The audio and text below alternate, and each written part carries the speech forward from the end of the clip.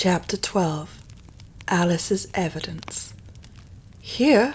cried Alice, quite forgetting in the flurry of the moment how large she had grown in the last few minutes, and she jumped up in such a hurry that she tipped over the jury box with the edge of her skirt, upsetting all the jurymen onto the heads of the crowd below, and there they lay sprawling about, reminding her very much of a globe of goldfish she had accidentally upset the week before. "Oh, I beg your pardon," she exclaimed, in a tone of great dismay, and began picking them up again as quickly as she could, for the accident of the goldfish kept running in her head, and she had a vague sort of idea that they must be collected at once and put back into the jury box, or they would die. "The trial cannot proceed," said the king, in a very grave voice, "until all the jurymen are back in their proper places. All," he repeated with great emphasis, looking hard at Alice as he said so. Alice looked at the jury box, and saw that, in her haste, she had put the lizard in head downwards, and the poor little thing was waving its tail about in a melancholy way, being quite unable to move. She soon got it out again, and put it right. "Not that it signifies much," she said to herself. "I should think it would be quite as much use in the trial one way up as the other." As soon as the jury had a little recovered from the shock of being upset, and their slates and pencils had been found and handed back to them, they set to work very diligently to write out a history of the accident, all except the lizard, who seemed too much overcome to do anything but sit with its mouth open, gazing up into the roof of the court. "What do you know about this business?" the king said to Alice. "Nothing," said Alice. "Nothing whatever?" persisted the king. "Nothing whatever," said Alice. "That's very important," the king said, turning to the jury. They were just beginning to write this down on their slates, when the White Rabbit interrupted. "Unimportant, your majesty means, of course," he said in a very respectful tone, but frowning and making faces at him as he spoke. "Unimportant, of course, I meant," the king hastily said, and went on to himself in an undertone. "Important, unimportant, unimportant, important," as if he were trying which word sounded best. Some of the jury wrote it down important, and some unimportant. Alice could see this, as she was near enough to look over their slates. "But it doesn't matter a bit," she thought to herself. At this moment the king, who had been for some time busily writing in his notebook, cackled out, "Silence," and read from his book, "Rule 42. All persons more than a mile high to leave the court."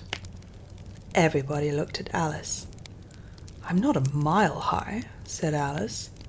"You are," said the king. "Nearly 2 miles high," added the queen. "Well, I shan't go, at any rate," said Alice.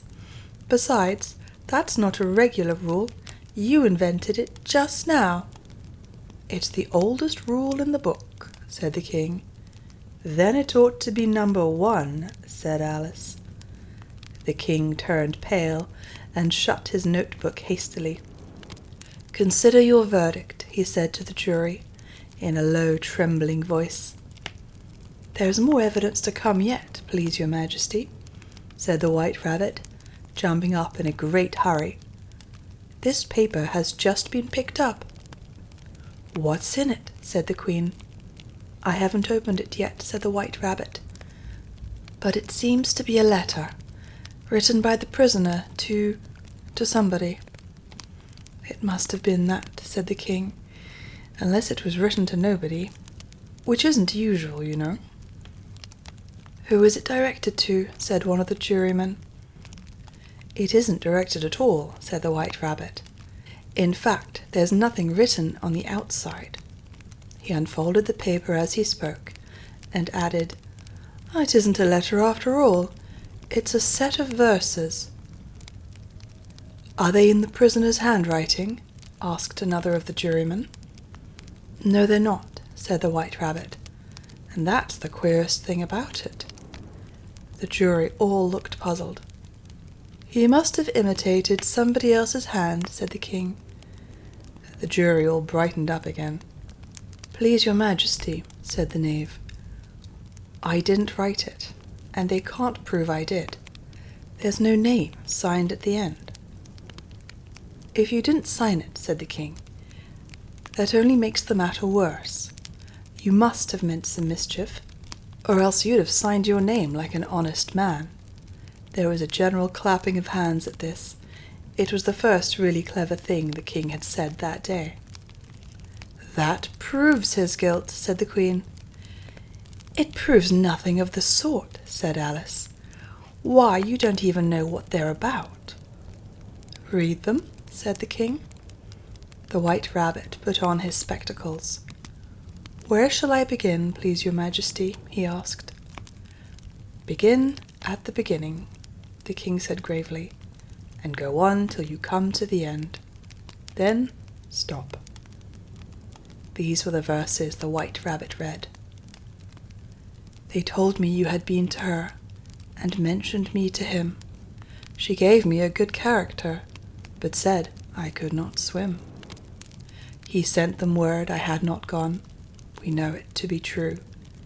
If she should push the matter on, what would become of you? I gave her 1, they gave him 2. You gave us 3 or more. They all returned from him to you, though they were mine before.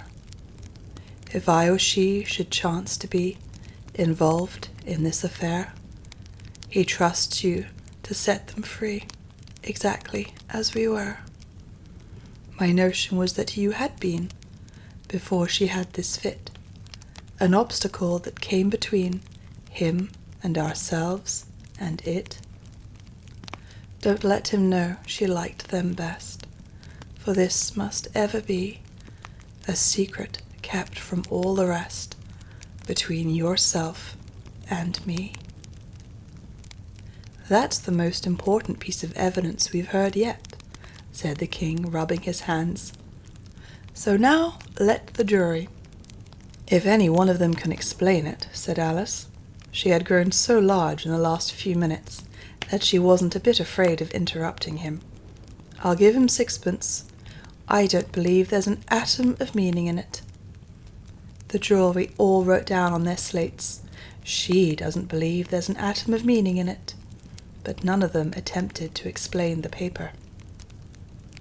"If there's no meaning in it," said the king, "that saves a world of trouble, you know, as we needn't try to find any.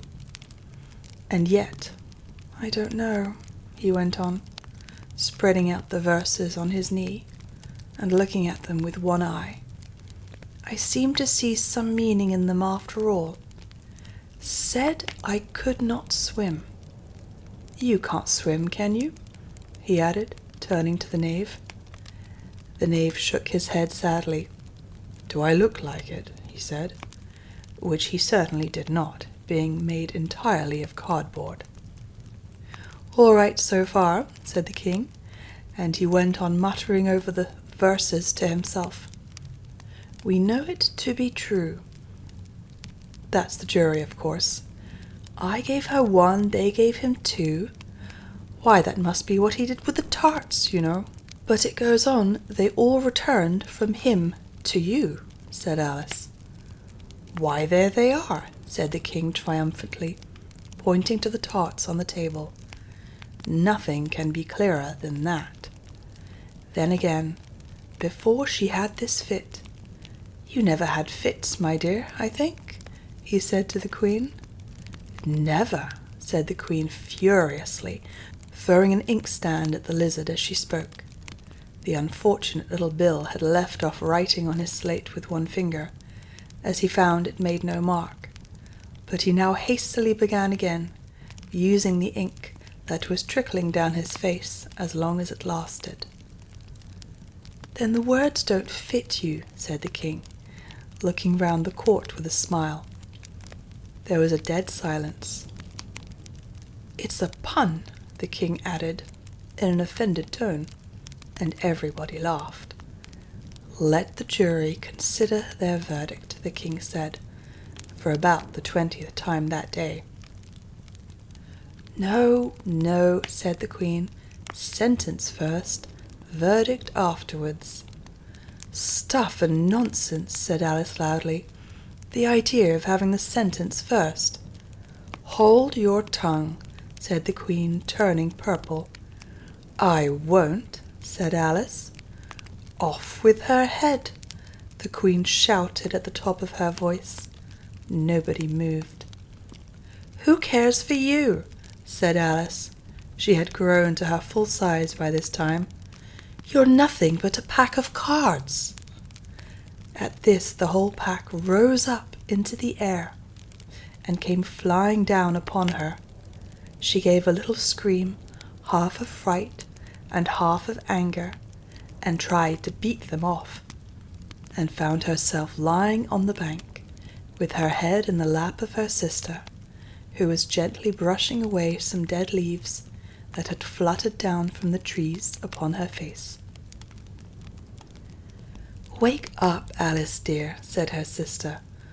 "Why, what a long sleep you've had." "Oh, I've had such a curious dream," said Alice, and she told her sister, as well as she could remember them, all these strange adventures of hers that you have just been hearing about. And when she had finished, her sister kissed her and said, "It was a curious dream, dear, certainly. But now run to your tea, it's getting late." So Alice got up and ran off, thinking while she ran, as well she might, what a wonderful dream it had been. But her sister sat still just as she had left her, leaning her head on her hand, watching the setting sun and thinking of little Alice and all her wonderful adventures, till she too began dreaming after a fashion. And this was her dream. First, she dreamed of little Alice herself, and once again the tiny hands were clasped upon her knee, and the bright eager eyes were looking up into hers. She could hear the very tones of her voice, and see that queer little toss of her head to keep back the wandering hair that would always get into her eyes. And still as she listened, or seemed to listen, the whole place around her became alive with the strange creatures of our little sister's dream.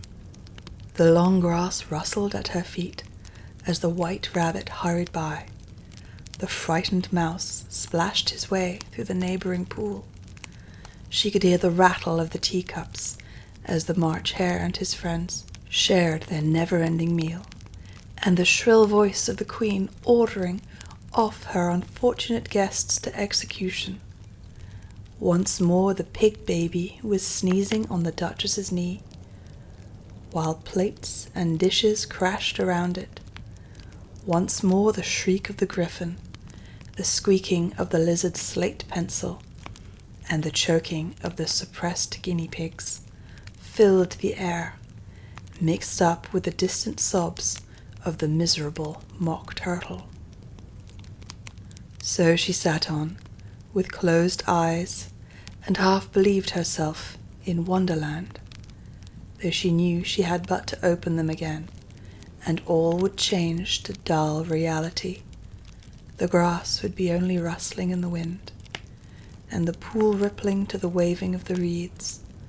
The rattling teacups would change to tinkling sheep bells, and the queen's shrill cries to the voice of the shepherd boy, and the sneeze of the baby, the shriek of the griffin, and all the other queer noises would change, she knew, to the confused clamour of the busy farmyard, while the lowing of the cattle in the distance would take the place of the mock turtle's heavy sobs. Lastly, she pictured to herself how this same little sister of hers would, in the after-time, be herself a grown woman, and how she would keep, through all her riper years, the simple and loving heart of her childhood, and how she would gather about her other little children and make their eyes bright and eager with many a strange tale, perhaps even with the dream of Wonderland of long ago, and how she would feel with all their simple sorrows and find a pleasure in all their simple joys, remembering her own child life and the happy summer days. The end.